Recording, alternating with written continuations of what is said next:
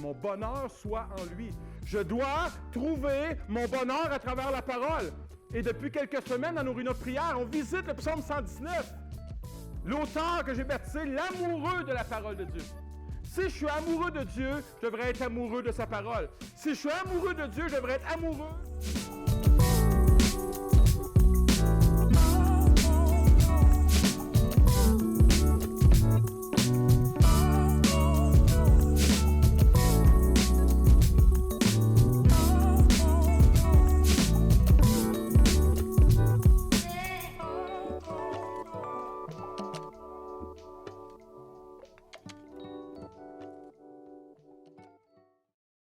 Alléluia.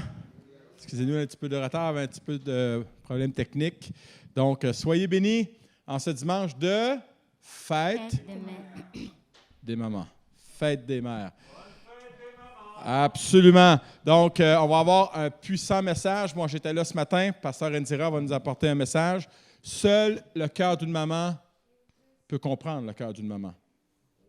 Les hommes disent Amen. Amen. Alléluia. Et les mamans disent encore un plus grand Amen. Amen. Seigneur Dieu, merci pour ta grâce. Merci pour ton cœur de père, mais aussi ta parole nous enseigne que tu as aussi un cœur de mère. Merci d'être ce Dieu qui est tout.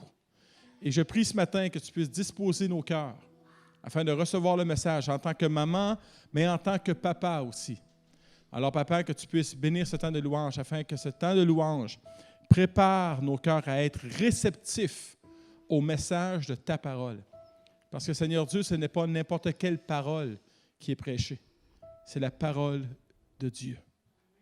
Même le diable, même en tordant le sens des Écritures, a utilisé les Écritures en sachant que c'était la parole de Dieu contre Jésus. Et ça, pour moi, c'est la preuve que ta parole est vraiment la seule révélation digne de confiance dans ce monde. Papa, que tu puisses nous bénir, nous remplir, afin que ce temps de louange, même si ce temps de louange est silencieux, que ce temps de louange résonne dans nos cœurs par le Saint-Esprit. C'est dans le nom de Jésus que nous t'avons prié. Amen.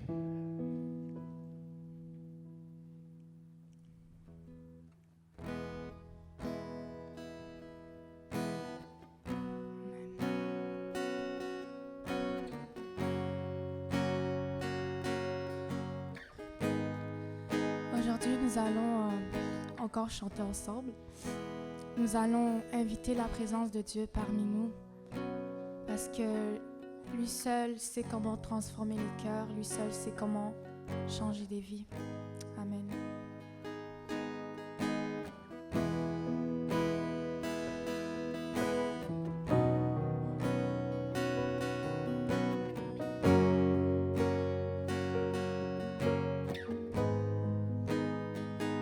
Tu es là, présent parmi nous.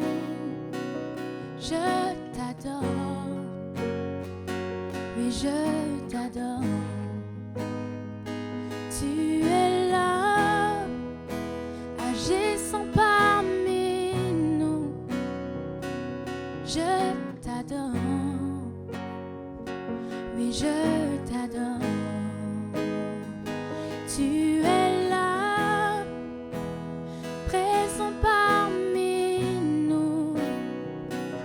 Je t'adore, oui je t'adore.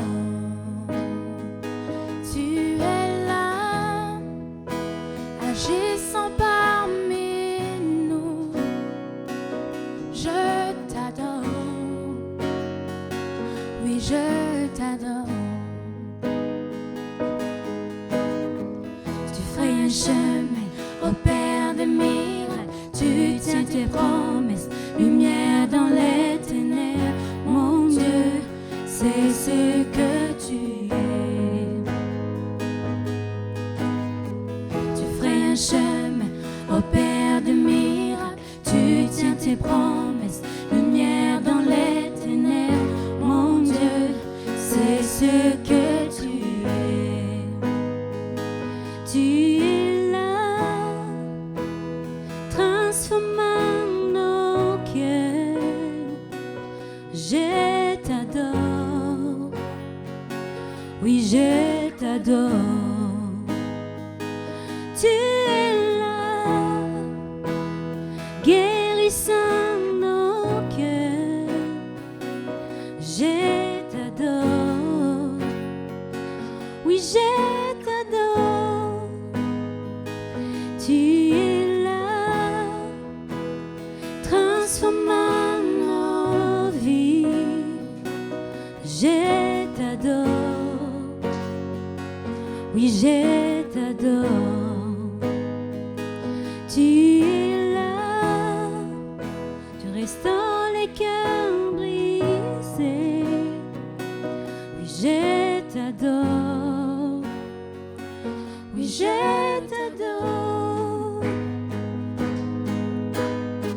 Tu ferais un chemin au Père de miracles. Tu tiens tes promesses, lumière dans les ténèbres. Mon Dieu, c'est ce que tu es. Tu ferais un chemin au Père de miracles. Tu tiens tes promesses, lumière dans les ténèbres. Mon Dieu, c'est ce que tu es. C'est ce que tu es. C'est ce que tu es. C'est ce que tu es. C'est ce que tu es. C'est ce que tu es. C'est ce que tu es. C'est ce que tu es. C'est ce que tu es. Tu feras un chemin au Père de miracles. Tu tiens tes promesses, lumière dans les ténèbres. Mon Dieu, c'est ce que tu es.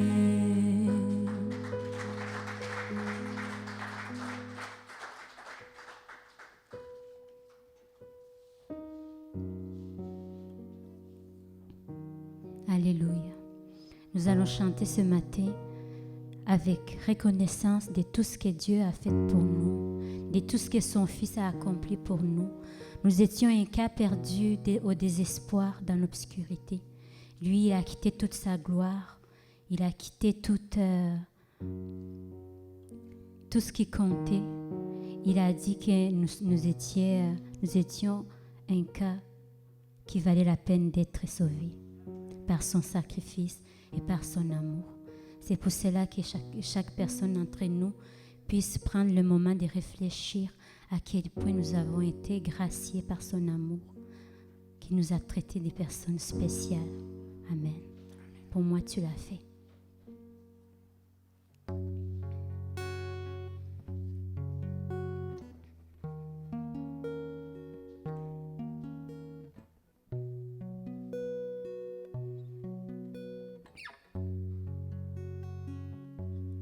Même si pour moi tu devais t'abaisser pour porter ma vie et tout réconcilier, mais montrer le Père qui m'a tant aimé. Je sais que pour moi tu l'as fait. Je sais que pour moi tu l'as fait.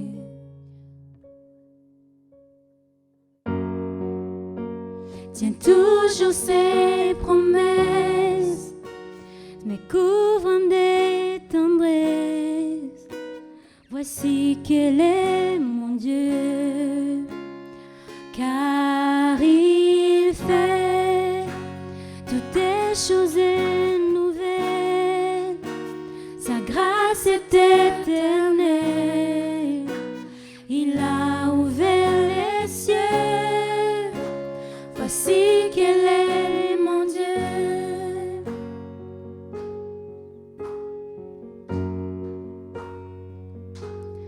Même si tu devais quitter toute gloire venir t'incarner, épouser notre histoire. Au cœur de chaque homme, déposer l'espoir. Je sais que pour moi, tu l'as fait. Je sais que pour moi, tu l'as fait. Car mon Dieu tient toujours ses promesses, me couvrant de tendresse. Voici quel est mon Dieu, car il fait toutes les choses nouvelles. Sa grâce est éternelle. Il a ouvert les cieux. Voici quel est mon Dieu.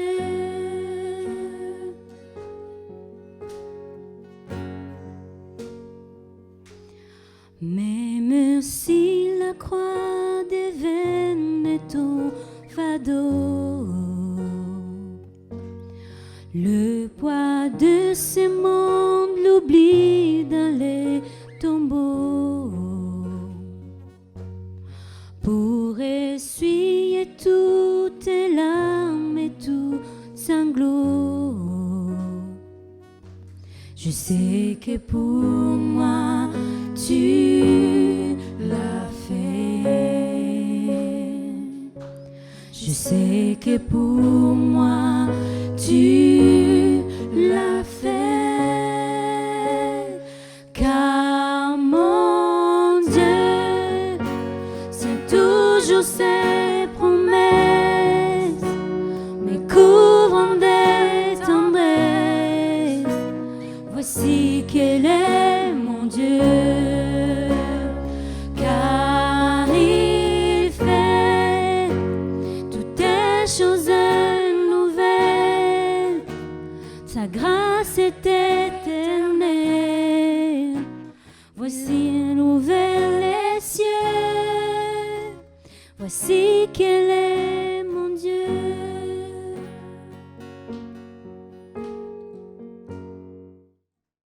Alléluia. Nous allons louer le Seigneur. Nous allons lui dire à quel point il compte pour nous, qu'à chaque moment, à chaque minute, à chaque heure, on a besoin d'être accompagné par lui, que sans lui, nous sommes perdus. Nous allons chanter « J'ai soif de ta présence ».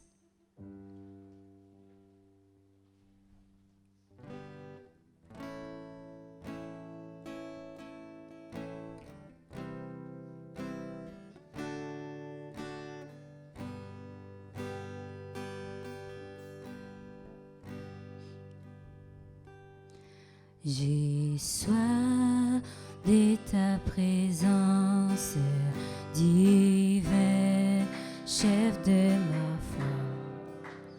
Dans ma faiblesse immense, que ferais-je sans toi? À jour, à chaque heure, j'ai besoin de toi. Viens, Jésus, aide-moi. Auprès de moi.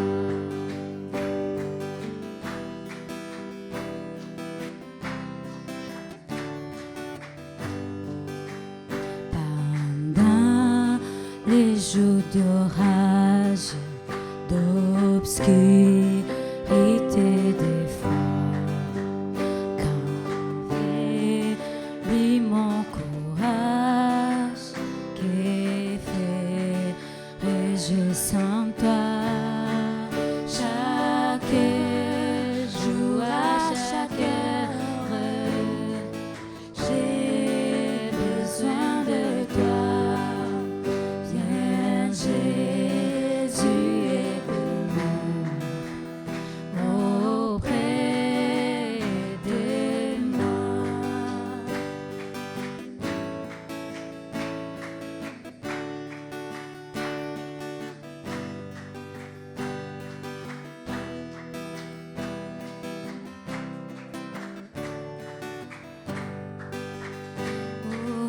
Jésus, ta présence, c'est la vie et la paix dans la souffrance, la vie à jamais. Chaque jour, à chaque heure, j'ai besoin de toi. Viens, Jésus, aide-moi auprès de moi. Chaque jour, à chaque heure, j'ai besoin de toi. Viens, Jésus, aide-moi auprès de moi.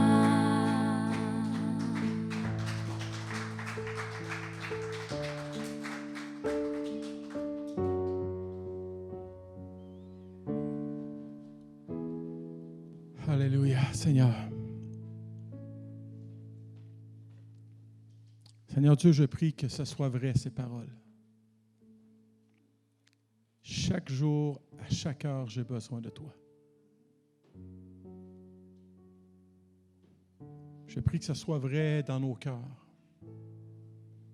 Que ce ne soit pas juste des paroles d'un chant, mais une prière qui vient d'un cœur qui est passionné par toi, passionné pour ton royaume. Que ce soit vrai. De la première seconde où je me lève jusqu'à la dernière où je me couche. Que la journée est transpirée de ce besoin de toi, d'être avec toi. Merci, Papa, pour ce temps précieux que tu nous as accordé. Merci pour ce temps de louange. Au nom de Jésus. Amen.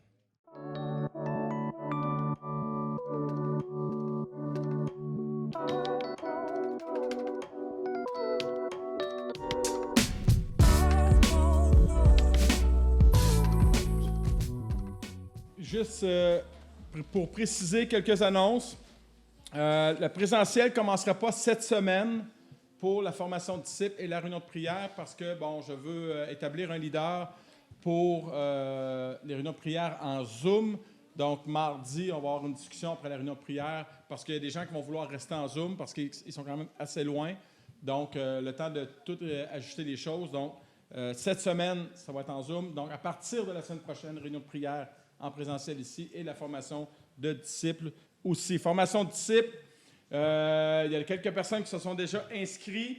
C'est une formation de disciples qu'il va y avoir aux 2 vendredis. Donc, des fascicules ici, c'est gratuit. C'est l'Église qui le paie. Donc, il va y avoir 6 étapes.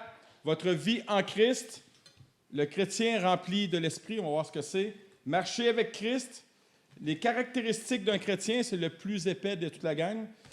Les fondements de la foi et grandir en tant que disciple. Donc, ceux qui ont de l'intérêt aux 2 semaines, qui veulent s'engager pendant quelque temps, aux 2 semaines, c'est la formation de disciple. Donc, de me donner votre nom pour la formation de disciple.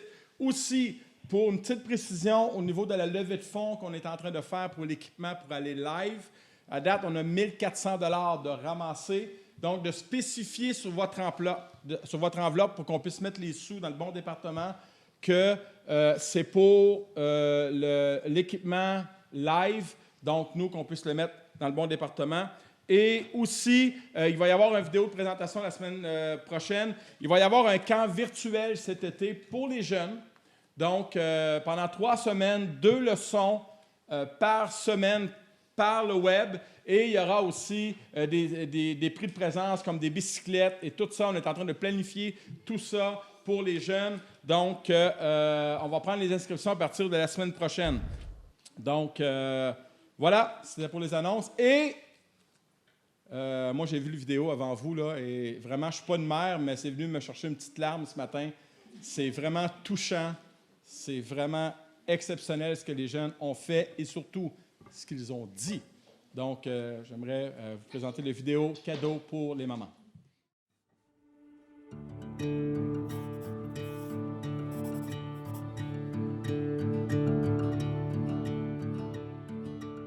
Mère, ce que tu es va bien au-delà d'être juste appelé par un nom au féminin.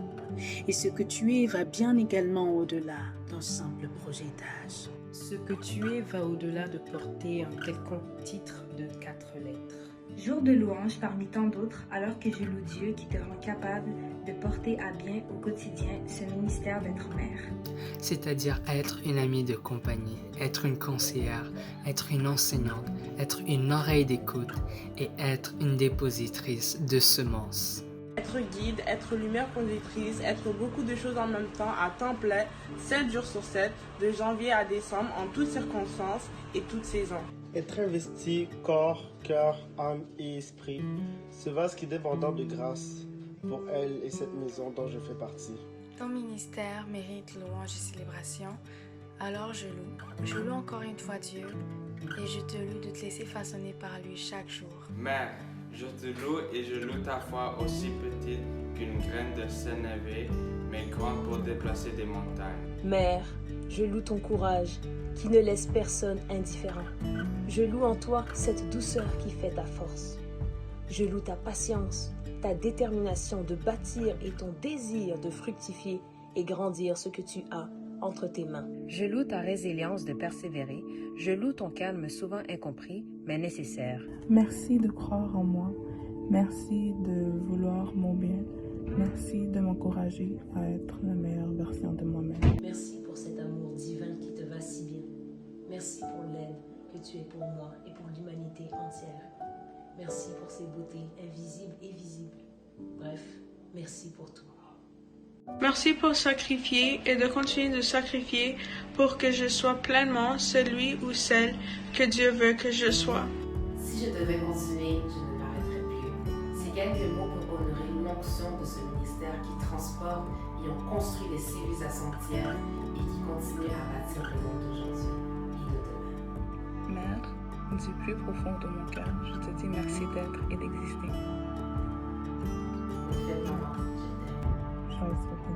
Happy Mother's Day, Mom. I love you. Je t'aime beaucoup. Bonne fête des mères. Je t'aime, maman. Bonne fête des mères. Que le Seigneur te bénisse. Bisous. Happy Mother's Day, Mom. I love you so much. I hope you have a great day. Bonne fête des mères. Bonne fête des mères. Joyeuse fête des mères, maman. Bonne fête des mères, maman. Je t'aime.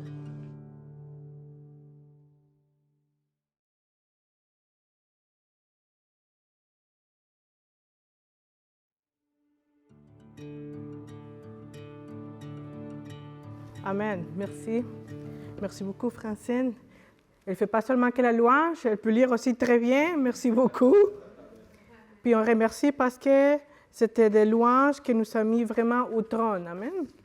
Je sais que vous ne pouvez pas parler, mais je sais que dans votre cœur, vous dites un gros Amen. Donc nous venons juste de lire Matthieu 20 à 28. Puis c'est l'histoire d'une mère. Puis aujourd'hui, je ne vais pas parler seulement aux mères, je dis à nous tous. Parce que nous avons besoin de ce message d'aujourd'hui. C'est l'histoire d'une maman. D'une maman qui voulait que le meilleur pour ses enfants. Parce qu'elle aimait, n'est-ce pas? Elle aimait ses enfants. Elle était fière de ses enfants.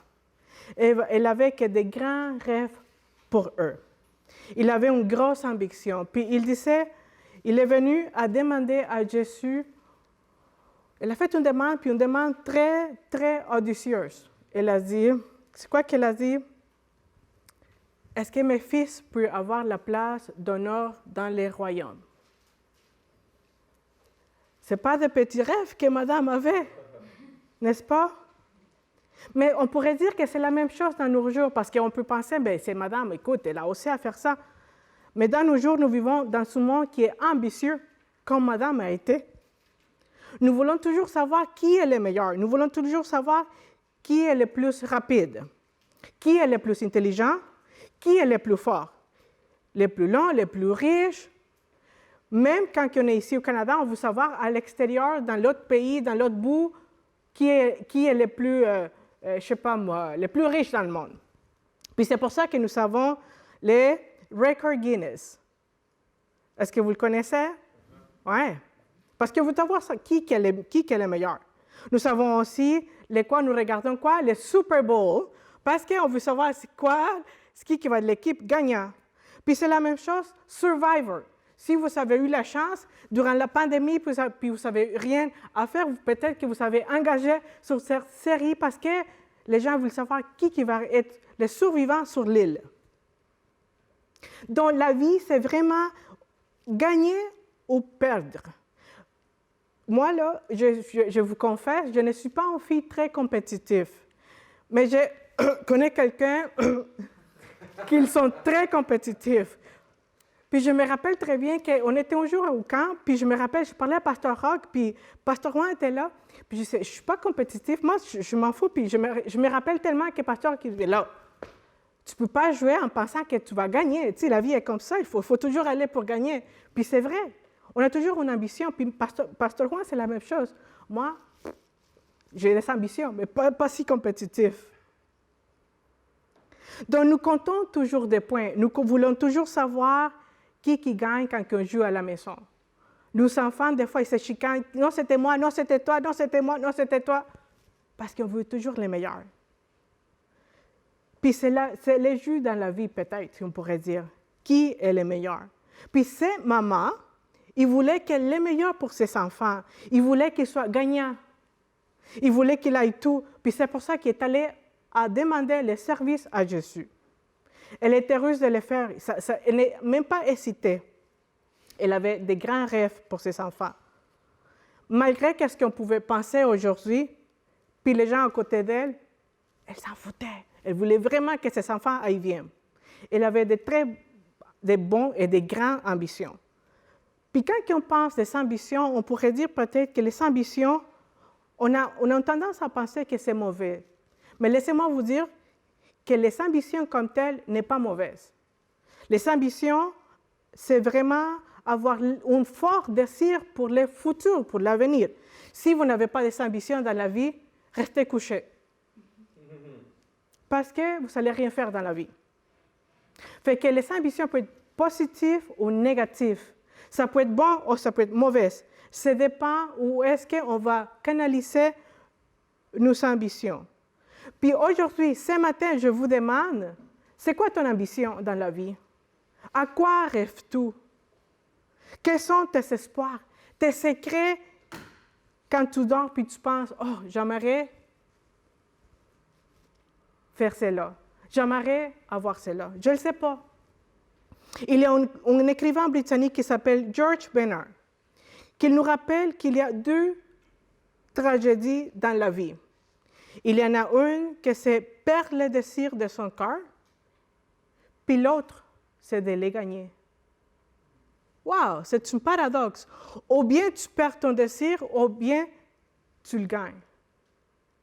C'est un paradoxe, puis je vous laisse avec le paradoxe. Donc, dans les textes que nous avons lus ici à Matthieu 20, 28, c'est produit, puis Matthieu nous dit que c'est produit presque à la fin du ministère de Jésus. Donc, Jésus s'est préparé pour la crucifixion. Puis pendant qu'il s'est préparé à la crucifixion, il marchait à Jérusalem. Puis imaginez-vous, Jésus, mentalement, moralement, il s'est préparé à mourir à la croix. Pendant que les disciples, ils parlaient puis ils pensaient, qui va être le meilleur? Wow! Donc, dans les contextes, on voit vraiment qu'il y a des ambitions élevées, des ambitions que c'est un petit peu paradoxe. Dans le verset 20-21 dit, la mère de le fils Zébédée s'approcha à Jésus et avec ses fils. Et il se prosterna, il se met à genoux. Et il fait une demande. Et Jésus le voit, puis il dit, que veux-tu? Ordonne-t-il. Et c'est quoi qu'il répond? Que mes fils aillent un à la droite et l'autre à la gauche. C'est facile de critiquer à cette femme. En réalité, tous les mamans qui sont ici, je pense qu'on aurait fait la même chose. N'est-ce pas? Je pense que nous tous, on est prêts à faire de n'importe quoi et n'importe où pour nos enfants. Puis pas seulement les mamans, parce que je connais aussi de très bons papas ici. Alléluia. Fait que nous sommes prêts à faire tout pour nos enfants, pour nos gens qui sont proches. Fait qu'on ne peut pas la critiquer. Puis il y a beaucoup de... Puis écoute, restez avec moi. Il y a beaucoup de commentaires bibliques qui disent que cette femme était la sœur à Marie, la mère de Jésus. Alors, ça veut dire que Jacques et Jean étaient les cousins à Jésus. Donc, la dame qui a demandé la question était la tante à Jésus. Et c'est la famille. Donc, j'imagine que la femme, elle a pensé, ben écoute, Jésus, c'est mon neveu, fait que je vais demander un service, puis ça va bien aller pour mes enfants. Mais quoi que ce soit l'histoire, ce n'est pas grave dans ces moments. C'était quand même un moment sacré. Cette mère, elle vient, il est à côté, ben pas à côté, mais il se met à genoux devant Jésus. Puis il demande cette question, une question si importante.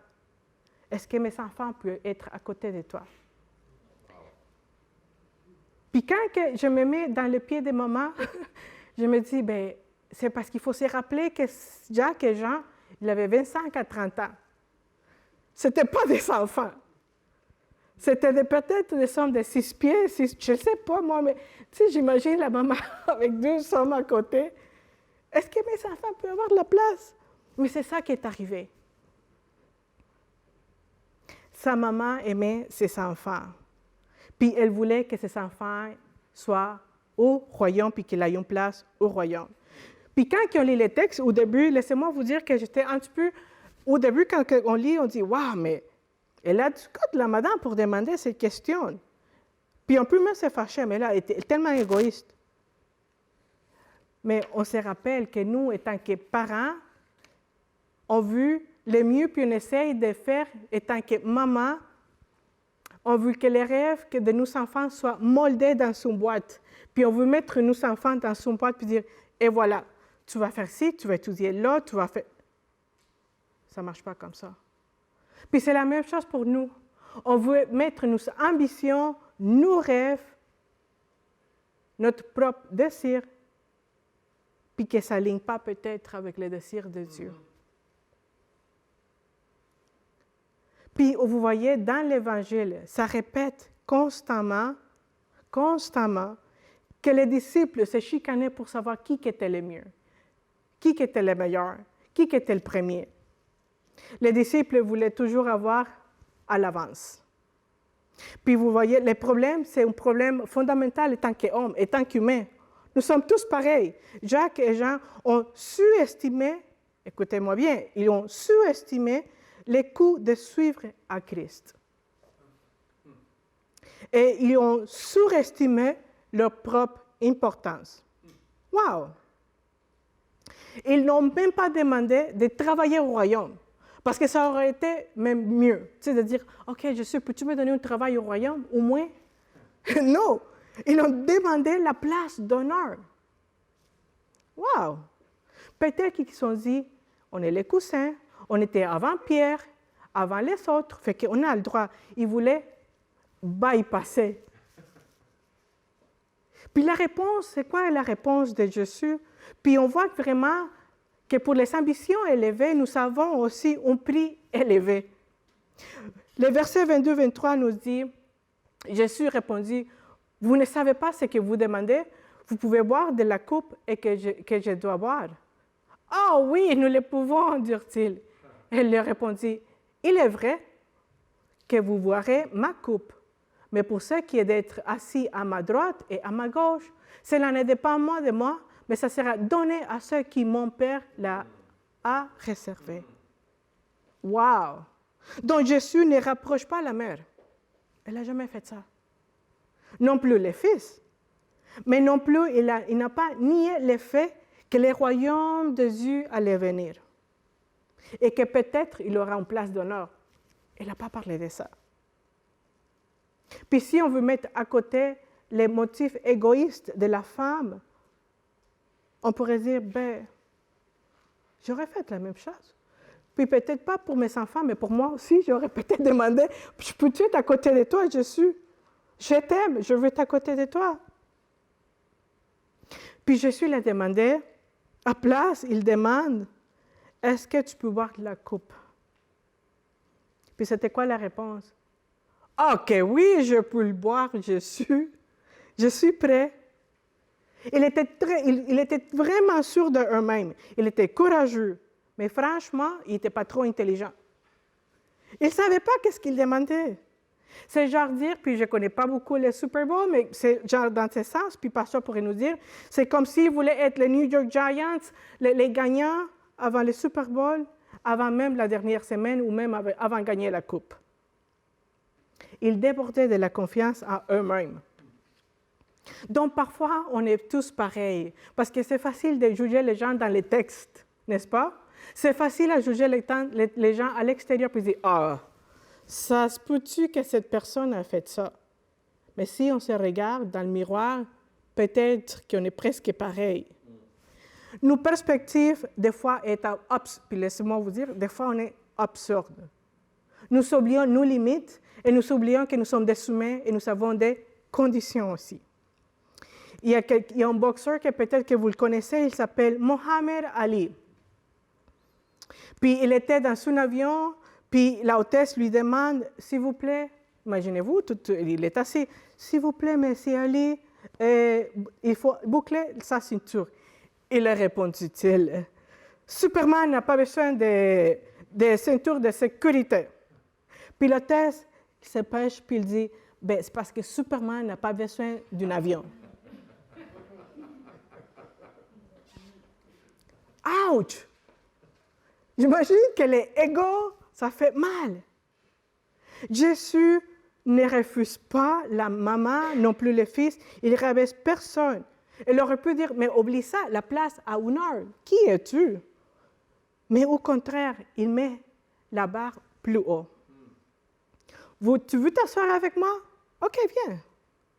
C'est cool, mais ça va t'écouter de quoi? Parce que vous le savez, l'Évangile est très, très clair. L'Évangile nous dit à quoi nous sommes appelés, puis à qui nous sommes engagés. Les concepts, puis je veux revenir les concepts de la coupe. Dans la Bible, il nous parle d'une expérience personnelle. Quand la Bible nous parle de la coupe, c'est une expérience personnelle qu'il avait avec Dieu. Une expérience intense, une expérience authentique. Puis si on pose, puis on pense, la coupe, c'est le même mot que Jésus a utilisé dans le jardin de Gethsémani, lorsqu'il a prié pour que la coupe de souffrance qu'il allait boire se soit enlevée. Wow! Puis Jacques et Jean, ils disent, ah oui, on est prêt à la boire. Puis Jésus avait prié pour que, s'il vous plaît, non, enlève-le. Donc, Jésus a porté la coupe de la colère, de nos péchés. Il a porté la coupe pour toi et pour moi, pour nous tous, pour nos péchés, pour qu'on puisse avoir une vie en éternité et en liberté. Il nous a tellement aimés qu'il a donné son meilleur cadeau pour nous. Et Dieu n'a pas hésité à donner son Fils unique. Puis il l'a fait volontairement.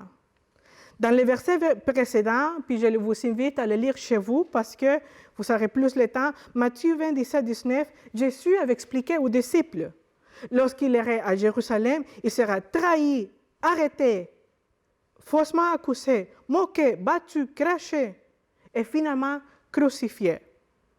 Rien n'était caché. Il savait qu'est-ce que ça allait arriver. Il savait qu'il allait souffrir. Donc, il a dit à Jacques et Jean, est-ce que tu te rends compte qu'est-ce que moi je vais faire? Lui, le seul, pouvait payer le prix pour nous, de nos péchés. C'était lui le seul qui pouvait, c'était le parfait pour faire ce qu'il avait fait pour nos péchés. Mais il a fait quand même une invitation, même si Jacques et Jean ne pouvaient pas être à côté. Il a dit, viens avec moi et sois fidèle comme j'étais fidèle. Puis si on lit en Acte 12, on voit vraiment que Jacques et Jean vraiment ont bu la coupe. Car Acte 12 dit que Jacques était le premier disciple qui a été mis à la mort à cause de l'Évangile. C'était les premiers, après Jésus. Donc Jean était le dernier, puis on regarde ça en Apocalypse. Presque, donc on voit vraiment que Jésus dit, oui, je sais que tu vas boire la coupe quand il dit, oui, tu vas la boire. Mais ça va être d'une manière différente parce que tu ne peux pas prendre les péchés comme je l'ai fait. Puis dans ce sens, quand on pense à Jacques et Jean, ils voulaient parler de la gloire du royaume sans parler de la souffrance. Ils voulaient Pâques sans Vendredi Saint. Ils voulaient une couronne sans la croix. Et Jésus, il dit, est-ce que tu veux vraiment être à ma place? OK, cool. Dans une semaine, tu peux venir avec moi. Dans une semaine, tu vas être à ma droite et à ma gauche. Fait que penser un instant, c'était vraiment comme le moment de la crucifixion. C'est un parallèle de l'image que c'est arrivé à la crucifixion. Jésus aurait pu dire, parce que Jésus le savait, il aurait pu dire, « OK, Jacques et Jean, inquiète-toi pas, je vais réserver une place pour toi. À place des voleurs, ça va être toi qui vas être à ma gauche et à ma droite. » Mais il a dit, « Non, OK, un instant, calme-toi là. Oui, tu vas boire la coupe, mais ça va être différent. Je t'invite à être fidèle, à être serviteur à place. » Il y a un pasteur lutheran allemand que j'aime beaucoup. Il est mort en prison pour les nazis dans la Seconde Guerre mondiale. Il s'appelle Dietrich Bonhoeffer. Puis il a des écritures magnifiques de lui. Puis il dit, quand Christ appelle un homme, une femme, il demande de venir et mourir. Quand il nous appelle, puis des fois on dit, c'est quoi il m'appelle? C'est quoi que j'ai fait dans ma vie? C'est clair. Il nous appelle à renoncer à la chair. Il nous appelle à nous abandonner nous-mêmes, nos désirs, nos ambitions et les mettre alignés à Dieu.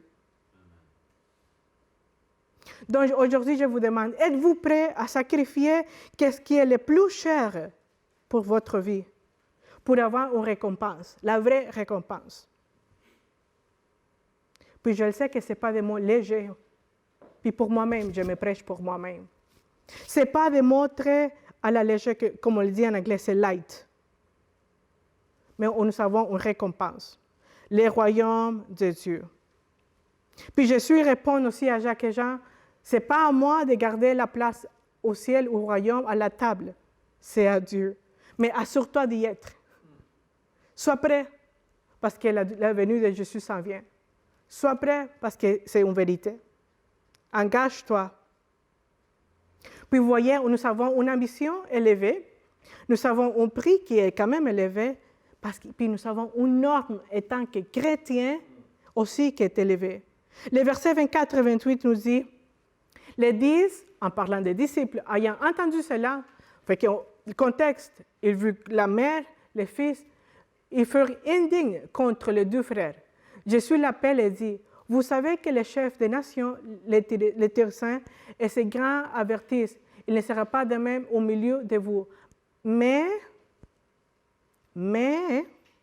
quiconque veut être grand parmi vous, il soit votre serviteur. Et quiconque veut être le premier parmi vous, qu'il soit l'esclave. Ouch! C'est ainsi que le Fils de l'homme est venu pour être servi, mais pour servir et pour donner sa vie, les rançons des poussières. Je pense que j'aurais été Jésus, j'ai fait bam. Les disciples y ont discuté, mais comment ça se fait-il que Jacques et Jean demandent ces questions? Nous tous, on est ici, nous tous, on a travaillé, nous tous, on est là dans la mission. Pourquoi qu'ils veulent ça? La madame aussi, il était très fâché. Mais Jésus, il n'a même pas engagé là-dessus. Il aurait pu. Mais il a pris ces moments pour un moment d'enseignement. Comme toujours, les parents ont fait ça, n'est-ce pas? OK, je vais vous montrer qu'est-ce qui arrive. Tu en as des ambitions, puis tu veux être le meilleur. Parfait. Je vais te montrer comment. Je vais te dire qu'est-ce que tu as à faire. Fait qu'il dit, tu veux vraiment ça? Excellent. l'Église, la collectivité, nos sociétés, nous avons besoin de leaders. Nous avons besoin des gens qui prennent les leads. Nous avons besoin des gens qui sont prêts à être serviteurs. Tu veux être un leader? Puis j'espère que vous dites oui dans vous, là. Il faut être prêt à être serviteur. Puis Jésus, il dit même étant qu'un esclave. Tu veux être un leader, tu dois être humble dans ton cœur. Puis quand je pense à l'autorité, puis je pense que qu'est-ce que Jésus disait, c'est pas qu'il est en contre des gouvernements puis les autorités, pas du tout, au contraire. Il est très d'accord d'avoir l'autorité dans l'Église, autorité au gouvernement, autorité dans la maison, ça se prend ça, pour avoir une structure. Mais il disait plutôt, si quelqu'un veut être leader, que nous tous, nous sommes des leaders, au travail, à l'école, à l'université, chez nous, soyez un serviteur, soyez un esclave. Tu veux être à l'avance? Commence à être à genoux. Puis être chrétien, ça résume dans le verset 28. Être chrétien, c'est cela. C'est un fils, que le Fils d'homme est venu, non pour être servi, mais pour servir. Il a donné sa vie étant que rançon de plusieurs. Wow! Le roi des rois a donné la vie pour toi et pour moi. Il est venu comme serviteur. Puis on voit l'exemple à la Bible, puis on se dit, ah oui, comment que Jésus a lavé les pieds des disciples? Oui. Est-ce que vous savez qu'il le fait à chaque jour pour vous aussi? À chaque jour, quand on pêche, il nous relave encore une fois. À chaque jour qu'on dit, on même nous penser, le Seigneur dit, oh non, non, non, il dira, c'est parce que tu dois transformer. Jésus est venu pour nous sauver. Il est venu pour nous servir, pour nous donner la vie et la vie en abondance.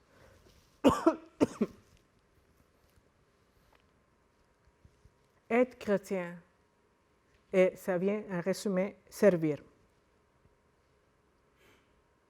Christ a donné sa vie dans rançon. Puis je voudrais clarifier que le mot rançon fait référence au prix payé, racheté, quand il est un esclave ou un prisonnier. Donc, ça veut dire qu'il nous a dit, il faut que tu te rappelles que c'est à cause de moi que tu es libre. C'est moi qui ai payé tout. C'est moi qui ai payé les prix plus élevés. Ça lui a coûté la vie à Jésus, le sacrifice à la croix. Christ était innocent. Christ a pris nos péchés pour que toi, aujourd'hui, on puisse avoir la vie, pour qu'on puisse être là où nous sommes. Oui, la question, c'est une grande question, puis je vous pose aujourd'hui la même question. Est-ce que nous sommes prêts?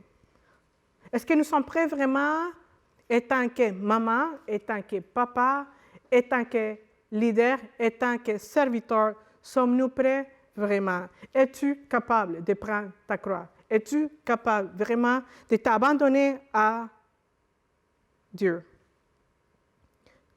Est-ce que tu as des ambitions? J'espère que oui. Mais j'espère que tes ambitions soient vraiment alignées avec les ambitions que Dieu a pour toi. Puis je vais poser des questions pour que vous puissiez continuer à réfléchir. En fait, Jacques et Jean ont eu le courage de demander la question, mais la mère. Mais on continue avec la mission, même si Jésus était mort à la croix, ils ont continué avec la mission, ils ont continué avec qu'est-ce que Jésus, puis qu'est-ce qu'ils avaient pris de Jésus. Aujourd'hui, nous, ici, à Nouveau Départ, est-ce que nous sommes capables de boire la coupe de souffrance? Es-tu capable de suivre Jésus jusqu'à la croix?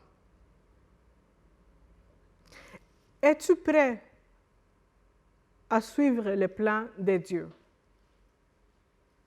Pas le tien, celle de Dieu. Peu importe combien ça va t'écouter. Parce que le prix est élevé, mais les récompenses est plus grand. Êtes-vous prêt à servir au lieu d'être le leader? Êtes-vous prêt à servir avant d'être le leader? Êtes-vous prêt à servir pendant que vous lisez? Es-tu prêt à servir pendant que tu es un leader? En fin de compte, nous avons tous besoin de Jésus. En fin de compte, aujourd'hui, je vous dis, vous avez la chance de penser où je suis présentement. Où sont mes ambitions? Est-ce que c'est à moi ou sont alignées à Dieu? Est-ce que je suis prêt à payer le prix? Donc, je vous encourage, on va écouter une chanson. Puis pendant qu'on écoute les chansons, méditez dans les questions que j'ai posées auparavant. Es-tu prêt à être un leader? Es-tu prêt à servir avant d'être un leader? Et pendant que tu leads, est-ce que tu es un serviteur? Amen.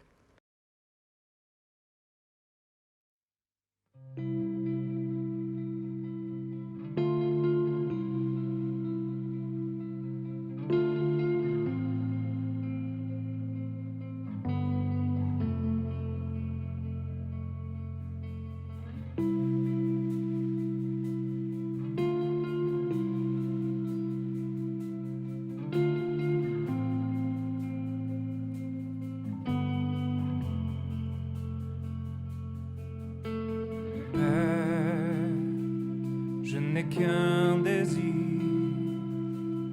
être près de toi et sentir tes bras. Ô Père, tu as envoyé ton Fils bien-aimé pour quiconque croit. Saint-Esprit qui donne vie, ranime en moi ce feu pour toi. Saint-Esprit, viens par ta pluie, rafraîchis-moi et envoie un souffle nouveau.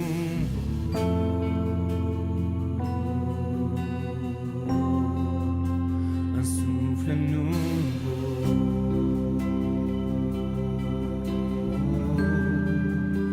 Un souffle nouveau.